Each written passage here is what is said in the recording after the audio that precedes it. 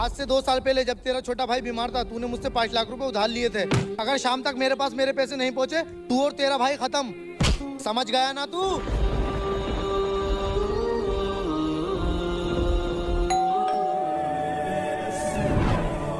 जी बताइए।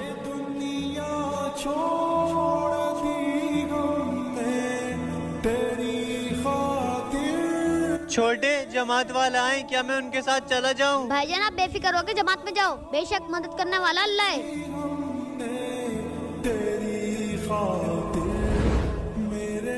छोटे, जिस दिन से मैं जमात में गया हूँ वो लोग पैसे लेने नहीं आए। नहीं आए? भाईजान आप जिस दिन जमात में गए थे, आपने तो उसी दिन पैसे दे दिए थे। मैंने?